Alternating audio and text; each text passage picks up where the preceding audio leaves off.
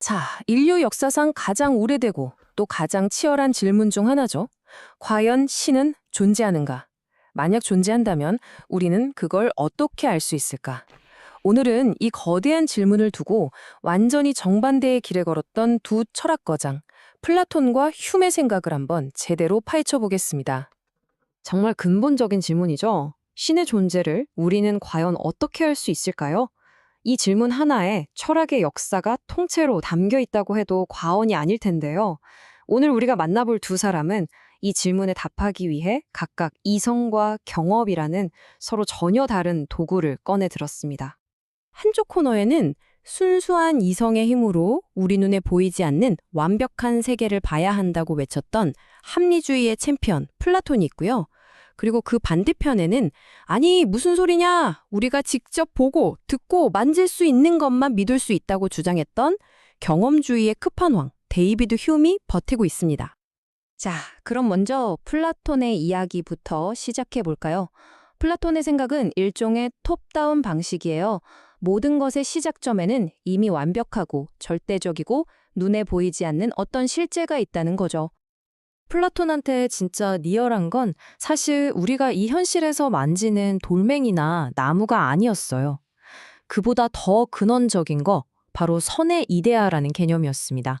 이게 뭐냐면 말하자면 이 우주 전체를 있게 한 일종의 마스터 설계도 같은 거예요. 모든 존재의 궁극적인 원천인 셈이죠. 이게 진짜 재미있는 부분인데요. 이 선이라는 아이디어 하나가 모든 걸 설명해요. 이 세상이 왜 존재하는지, 그 원인이 바로 선이고요. 우리가 왜 착하게 살아야 하는지 그 도덕의 기준도 선에서 나옵니다. 심지어 우리가 무언가를 안다라고 말할 수 있는 근거까지도 바로 이 선이라는 궁극의 빛 덕분이라는 겁니다. 그러니까 플라톤에게 신을 안다는 건 그냥 믿습니다 하고 끝나는 문제가 아니에요.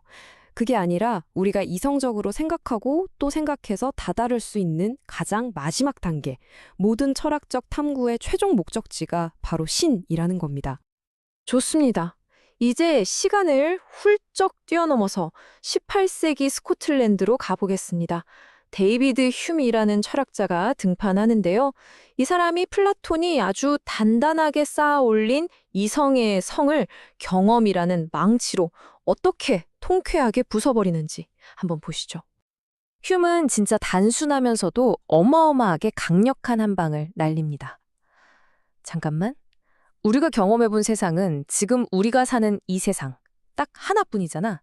그런데 어떻게 다른 세상이랑 비교도 안 해보고 이 세상의 창조자가 완벽하다고 단정할 수 있지? 바로 이 질문 하나에 그동안의 수많은 신존재의 증명이 뿌리째 흔들리게 됩니다. 휴은 여기서 멈추지 않고 아주 체계적으로 신존재 증명을 박살내기 시작합니다.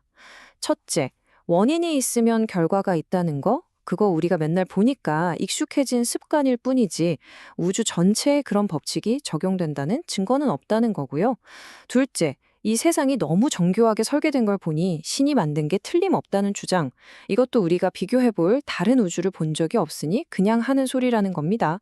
그리고 마지막으로 신에 대한 믿음은 결국 죽음이 두렵고 더 나은 삶을 바라는 우리 인간의 연약한 마음이 만들어낸 환상일 뿐이라고 분석하죠. 결국 휴메 결론은 이겁니다.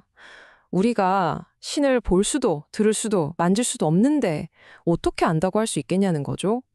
그렇다면 신이라는 개념은 저 바깥 세상에서 온 게 아니라 우리 인간의 머릿속에서, 우리의 문화 속에서 만들어진 것일 수밖에 없다는 겁니다. 자, 이제 판이 깔렸습니다. 이 두 지적 거인의 생각이 얼마나 다른지, 그 충돌의 핵심이 뭔지 한눈에 딱 비교해서 보도록 하죠. 보세요. 정말 극과 극이죠. 플라톤에게 신은 우리 이성이 닿아야 할 가장 높은 곳에 있는 궁극적인 실제입니다. 하지만 휴메의 신이라는 건 경험적으로 확인할 수 없는 그냥 개념일 뿐이에요.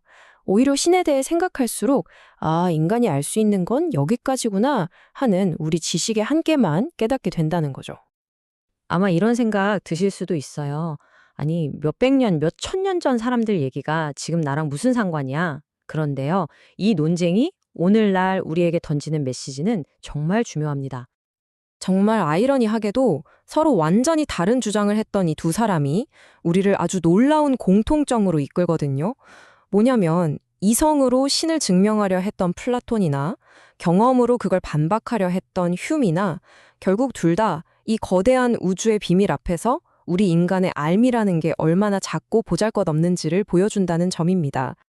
그래서 이 두 거인의 싸움은 우리에게 이런 질문을 남깁니다.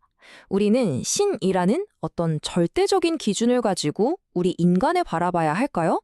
아니면 반대로 우리 인간이라는 불완전한 존재의 눈으로 신이라는 개념이 대체 무엇인지 이해하려고 노력해야 할까요? 이 질문에 대한 여러분의 생각은 어떠신가요? 예, 잘 들어봤네요.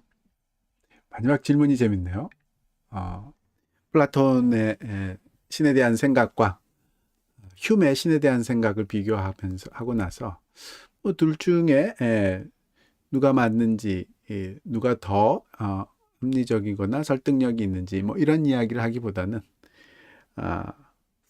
이런 사람들을 통해서 신을 통해서 인간을 보는 것이 옳은 방향인지, 인간을 통해서 신을 보는 것이 옳은 방향인지, 어느 쪽이 맞는지 질문을 하는 좋은 질문인가요?